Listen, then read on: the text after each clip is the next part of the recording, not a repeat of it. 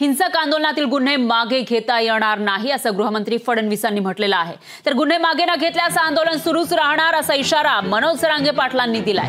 मराठा आंदोलकांवरील गुन्हे सरसकट मागे घेण्यावरून आता दावे प्रतिदावे सुरू झालेत। अंतरवालीसह राज्यभरातील मराठा आंदोलकांवरील गुन्हे मागे घेण्याची मागणी मनोज जरांगेंनी पदयात्रेदरम्यान केलेली होती आणि ती मागणी मुख्यमंत्री शिंदेंनी मान्यही केली होती। पण त्यानंतर गृहमंत्री फडणवीसांनी हिंसक आंदोलनातील गुन्हे मागे घेता येणार नसल्याचं सांगितलं। त्याबाबत बोलताना जरांगेंनी आता सरकारला इशारा दिलाय। गुन्हे मागे न घेतल्यास आंदोलन सुरूच राहणार असा इशारा जरांगेंनी अंतरवालीमध्ये बोलताना दिलाय।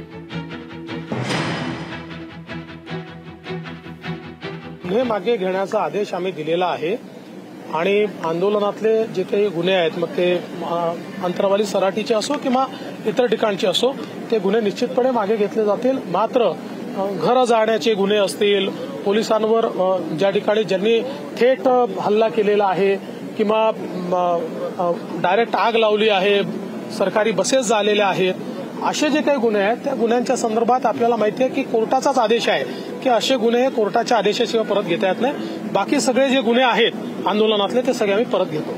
काल फडणवीसांनी असं म्हटलेलं आहे की मराठा आंदोलकावरील गुन्हे सरसकट आम्ही मागे घेणार नाही। आंदोलन सुरू राहणार,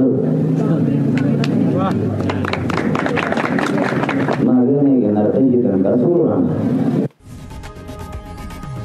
लोकशाही मराठी ऐका, पहा, जागरूक रहा।